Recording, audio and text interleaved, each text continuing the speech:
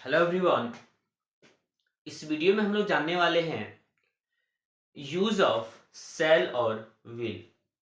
अर्थात इस वीडियो में के माध्यम से हम लोग जानेंगे सेल और व्हील के यूज के बारे में कि आखिर सेल का यूज और व्हील का यूज कैसे करते हैं। देखिए, हालांकि ये इसका यूज बहुत ही आसान है, लेकिन हमें जानना पड़ेगा आखिर सेल और व्हील होता क्या है। सेल और व्हील की मैं बात करूं तो सेल और व्हील एक मॉडल वर्ब होता है जिसका प्रयोग हम किसी सेंटेंस में अपने मूड के अकॉर्डिंग करते हैं, क्योंकि मॉडल हमेशा मूड पे निर्भर करता है। मूड के अकॉर्डिंग वह हिंदी दे जाता है। आइए हम एक एक करके देख लेते हैं सेल और व्हील का यूज कैसे करेंगे। जैसे लिखा हुआ है यूज ऑफ सेल, ठीक है, या फिर व्हील। सेल और व्हील के हिंदी की बात करें तो इसका एग्जैक्ट हिंदी होता नहीं है।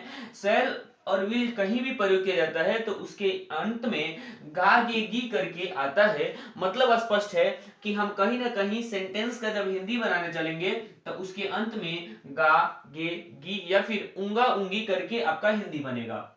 यूज नंबर पहले की बात करूं तो सेल और व्हील का यूज हमेशा किसी न किसी फ्यूचर टेंस को दिखाने के लिए किया जाता है, फ्यूचर टेंस में किया जाता है। नेक्स्ट बात कर लेते हैं 2 नंबर यूज की। सेल और व्हील का यूज हमेशा आई और वी के साथ सेल का प्रयोग साधारण सेंटेंस में किया जाता है। फिर से बता देते हैं, सेल का प्रयोग आई और वी के साथ सिंपल सेंटेंस को दिखाने के लिए किया जाता है। दूसरे यूज की बात कर लेते हैं तो आई और वी के साथ व्हील का प्रयोग यदि किया जाता है, व्हील का प्रयोग करने पर सेंटेंस से हमेशा हमेशा प्रॉमिस, डिटर्मिनेशन का मतलब होता है जरूरत या आवश्यक, विलिंगनेस यानी कि इच्छा का बोध होता है। फिर से बोल रहे हैं, आई और वी के साथ सेल का प्रयोग किया जाता है साधारण सेंटेंस में, जबकि आई और वी के साथ विल का प्रयोग करने से आवश्यक का सेंस बन जाए, ऑर्डर का सेंस बनने लगता है। नेक्स्ट यूज की बात कर लेते हैं तो सेकंड और थर्ड पर्सन के साथ विल का प्रयोग किया जाता है साधारण सेंटेंस में।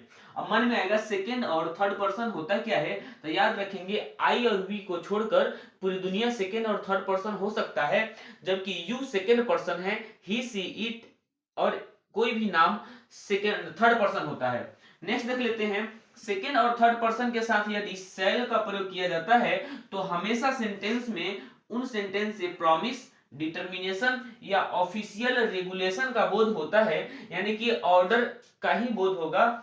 आइए कुछ और कंसेप्ट के माध्यम से देखते हैं। ये जो सेल और व्हील के साथ हम ऊपर में भी देखे हैं, सेल के साथ आई और वी का प्रयोग किया जाता है, जबकि व्हील के साथ सेकेंड और थर्ड पर्सन का प्रयोग होता है। फिर से बोल रहे हैं, सेल के साथ आई और वी का प्रयोग किया जाता है, अर्थात आई के साथ सेल और वी के साथ भी सेल, जबकि सेकेंड और थर्ड पर्सन के साथ विल का प्रयोग किया जाता है। जैसे कि ही के साथ, ही थर्ड पर्सन है, ही के साथ साधारण सेंटेंस में विल आएगा, ही के साथ विल आएगा, सी के साथ विल आएगा, इट कोई भी एक नाम हो, जैसे नाम राम एक नाम है, राम के साथ क्या हो जाएगा, विल का प्रयोग किया जाएगा। कब? किसी सिंपल सेंटेंस में, साधारण सेंटेंस में।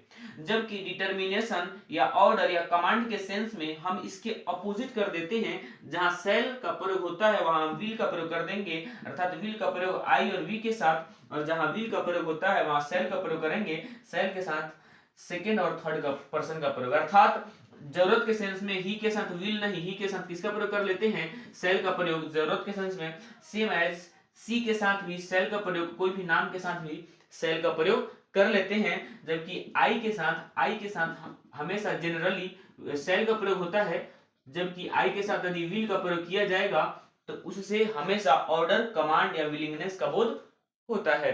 आप ध्यान से वीडियो को देखेंगे तो आराम से समझ में आ जाएगा। हो सकता है आपको पहली बार में ना बुझाए, लेकिन याद रखेंगे कि आई और वी के साथ साधारण सेंटेंस को दिखाने के लिए, फ्यूचर के साधारण वाक्य को दिखाने के लिए आई और वी के साथ सेल, जबकि सेकेंड और थर्ड पर्सन के साथ विल का प्रयोग किया जाता है।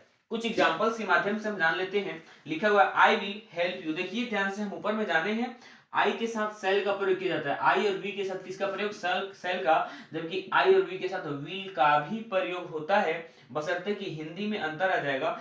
आई के साथ जैसे ही विल का प्रयोग किया जाएगा, इनसे हमेशा हमारा ऑर्डर ऑर्डर या कमांड या फिर प्रॉमिस या विलिंगनेस का बोध होगा। इसका मतलब यह होता है आई विल हेल्प यू, इसका मतलब यह होता है कि मैं तुम्हारी मदद जरूर करूंगा, अवश्य करूंगा। अगर यहाँ पर आई के साथ यदि सेल होता, आई शैल हेल्प यू, इसका मतलब जनरली बोल दिया जाता मैं तुम्हारी मदद करूंगा। करेंगे कि नहीं कोई गारंटी नहीं है, लेकिन अगर आई के साथ विल लगाए डेफिनेटली कंफर्म को शो करता है। नेक्स्ट लिखा हुआ है आई के साथ सेल, आई शैल हेल्प यू, इसका मतलब यह होता है मैं तुम्हारी जस्ट मदद करूंगा। नेक्स्ट लिखा है सी शैल नेवर फॉरगेट मी, वह मुझे कभी नहीं भूलेगी। इसका मतलब यह है कि यह सी के साथ सेल का प्रयोग किया गया है। इसका मतलब यह है डेफिनेटली है, श्योरिटी के साथ बता रहा है, क्योंकि हमने जाना है देखिए कि यहाँ पे सेकंड और थर्ड पर्सन के साथ सेल का प्रयोग करने पर हमेशा प्रॉमिस या डिटर्मिनेशन या ऑफिशियल रेगुलेशन का बोध होता है। कहीं ना कहीं ये डिटर्मिनेशन यानी कि आवश्यक का सेंस में, वह अवश्य कभी नहीं भूलेगी मुझे, इसका सेंस जाएगा। जबकि सी के साथ विल का ही प्रयोग होगा generally, she will never forget me, वह मुझे नहीं भूलेगी। हिंदी बना रहे हो तो लास्ट में गागेगी करके आ रहा है। जैसे लिखा है I will by a car next year, इसका मतलब देखो आई के साथ किसका प्रयोग किया गया है, लाइट कट गया, ठीक है, एक बार देख लेंगे इसको।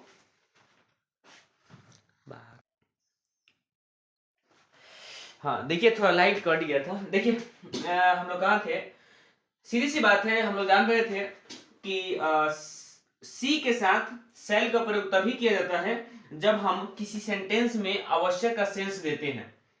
आई के साथ सेल का प्रयोग किया जाता है जनरली, लेकिन यहाँ पर आई के साथ विल का प्रयोग किया गया है। इसका मतलब यह है कि यह डेफिनेटली श्योरिटी के साथ बता रहा है I will by a car next year. इसका मतलब यह होता है कि मैं अगले साल अवश्य एक कार खरीदूंगा।